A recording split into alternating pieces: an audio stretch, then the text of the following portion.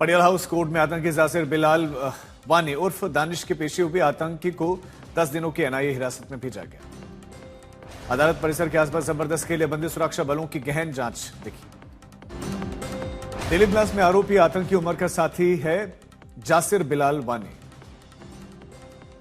दिल्ली में लाल किला के बाहर आत्मघाती कार धमाका करने वाले आतंकी उमर के करीबी दानिश श्रीनगर से किया गया था गिरफ्तार। आमिर रशीद के बाद दानिश दूसरे आतंकी था जिसे 2 दिनों के बाद गिरफ्तार किया गया है। दिल्ली की 2 सीआरपीएफ स्कूलों को बम से उड़ाने की धमकी मिली है और जांच में कुछ भी नहीं मिला।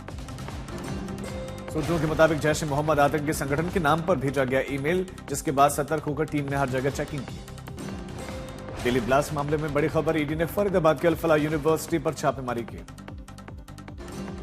10 नवंबर के धमाके के बाद आतंकियों का अल-फलाह यूनिवर्सिटी से कनेक्शन सामने आने के बाद दिल्ली के ओखला और कई अन्य ठिकानों पर छापेमारी। दिल्ली कार धमाके में आतंकी हमास और आईएस की तर्ज पर ड्रोन से बड़े अटैक की तैयारियां कर रहे थे। एनआईए सूत्रों के मुताबिक उमर, आमिर और दानिश बिलाल ने ट्रिपल लेयर अटैक प्लान को बेहद पेशेवर टेक्निकल एक्सपर्ट्स की इसमें मदद ली थी। हरियाणा के DGP OP Singh Al Falah medical college में पहुंचे, छापेमारी जारी। दिल्ली ब्लास्ट मामला धमाके से पहले का उमर का एक और सीसीटीवी आया सामने, अरुणा आसिफ अली रोड पर दिखाई दे रहा है। सीसीटीवी में उमर की आई-20 कार दिखाई दे रही है। यह सीसीटीवी धमाके से पहले तकरीबन 2:35 का है। धमाके से पहले अरुणा आसिफ अली रोड पर फैज़े इलाही मस्जिद यह आतंकी उमर गया था। ब्रेजा कार खरीदते समय आतंकी डॉक्टर शाहीन शाहिद की एक्सक्लूसिव तस्वीर में शाहीन और मुजम्मिल साथ, यही कार अल-फलाह विश्वविद्यालय में खड़ी मिली थी।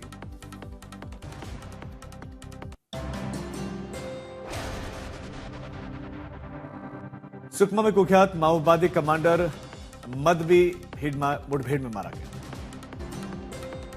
मारे डुमिली मंडल इलाके में माओवादियों और पुलिस दल के बीच में गोलीबारी में माओवादी नेता हिडमा और उसकी पत्नी मुठभेड़ में ढेर हो गए। मुठभेड़ में कुल 6 माओवादियों को मार गिरा गया। कुख्यात माओवादी हिडमा कई घातक हमलों के लिए जिम्मेदार रहा। 26 सुरक्षा कर्मियों की हिडमा की तलाश थी। 2013 दरभंगा घाटी नरसंहार और 2017 सुकमा हमले में शामिल था। लंबे समय से सुरक्षा बलों को इसकी तलाश थी।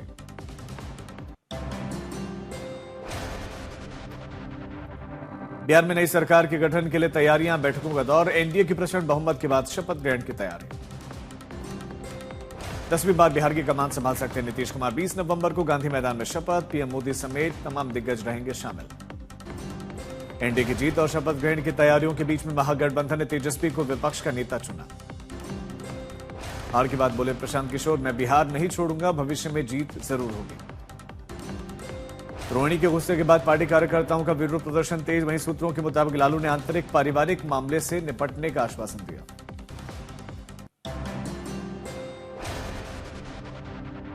बिहार में मंत्रिमंडल को लेकर ललन सिंह और संजय झा ने गृहमंत्री अमित शाह से और जेपी नड्डा से मुलाकात की।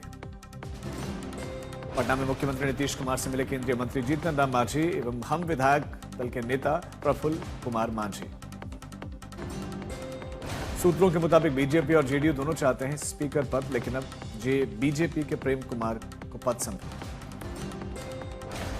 बीजेपी स्पीकर का पद रखना चाहती थी और स्पीकर के अलावा सरकार में महत्वपूर्ण विभागों को लेकर भी अभी बीजेपी की दावेदारी है। चिराग, मांझी और उपेंद्र कुशवाहा से बातचीत का जिम्मा धर्मेंद्र प्रधान ने संभाला। सूत्रों के मुताबिक इन तीनों ही सहयोगी दलों के साथ सरकार गठन को लेकर सहमति बनी।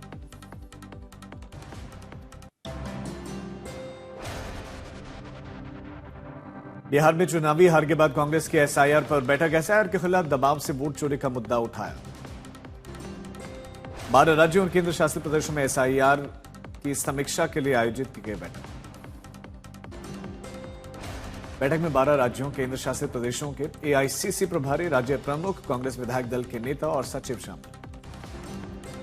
एसआईआर को लेकर इलेक्शन कमीशन की टीम का बंगाल का दौरा। 18 से 21 नवंबर तक बंगाल एसआईआर के काम की निगरानी करेंगे। शुभेंदु अधिकारी बंगाल में मृत मतदाता मुद्दे को चुनौती देंगे। साथ ही खबर है कि एसआईआर के डर से बंगाल से बांग्लादेशी घुसपैठिए भाग रहे हैं। बांग्लादेश में शेख हसीना के फैसले का पर जो है व्यापक विरोध, बांग्लादेश अवामी लीग ने देशव्यापी पूर्ण बंद का आह्वान किया।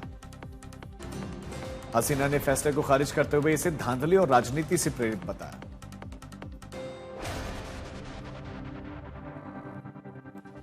यूपी के सीएम योगी आदित्यनाथ ने गोरखपुर में एसआईआर का फॉर्म भरा, बूथ संख्या 223 के मतदाता हैं।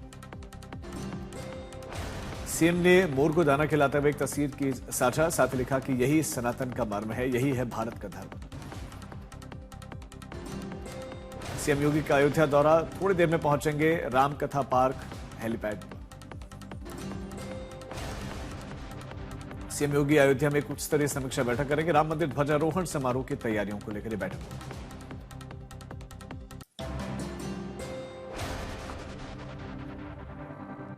सीएम योगी ने अपराध को लेकर बड़ा बयान दिया, कहा कि यह नया उत्तर प्रदेश है, अपराध बर्दाश्त नहीं, कुछ ही घंटों में अपराधी यहां गिरफ्तार होते हैं। दिल्ली में मंत्री आशीष सूद ने पंजाबी बाग में साफ सफाई का किया निरीक्षण, मंत्री ने लोगों की समस्याएं भी सुनी। दिल्ली में सीएम रेखा गुप्ता ने नई ई बसों को दिखाई हरी झंडी, साथ ही आधुनिक सुविधाओं से लैस नए बस टर्मिनल का भी उद्घाटन। सचिन तेंदुलकर की पत्नी अंजलि तेंदुलकर और बेटी सारा ने बाबा काशी विश्वनाथ के किया दर्शन, तस्वीरें भी खींची।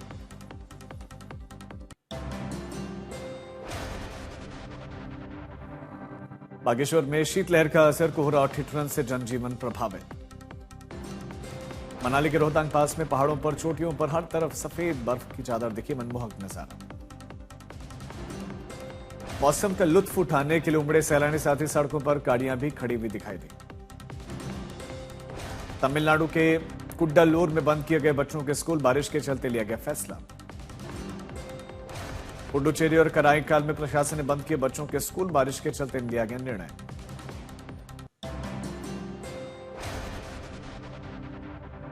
भारत में अवैध ढंग से बौद्ध भिक्षु के रूप में प्रवेश करने वाली चीनी महिला को 8 साल की कैद की सजा, कोर्ट ने विदेशी अधिनियम के तहत सजा दी। बिहार के बगहा में शॉर्ट सर्किट के चलते लगी आग, 2 घर जलकर राख, कई मवेशी भी जल गए। राजस्थान के अलवर में डीमार्ट में नकली बारकोड घोटाले का खुलासा हुआ, प्रोडक्ट के असली बारकोड के ऊपर चिपका दिया जाता था खुद का नकली बारकोड, कर्मचारी गिरफ्तार। किश्तवाड़ में 60 किलो और 16 फीट का अजगर मिला है, वन विभाग की टीम ने रेस्क्यू किया, वीडियो वायरल। रोहतास में नेशनल हाईवे पर स्कॉर्पियो गाड़ी की टक्कर हुई, जिसमें एक की मौत हो गई और कुछ घायल हुए।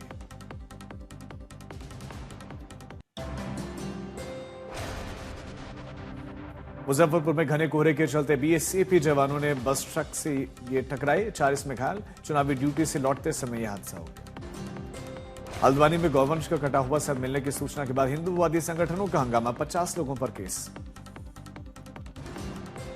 धनबाद में शराब के नशे में युवक ने रेलवे स्टेशन में जमकर मचाया उत्पात, खड़ी ट्रेन के ऊपर चढ़कर हाई वोल्टेज तार को छूने की कोशिश भी की।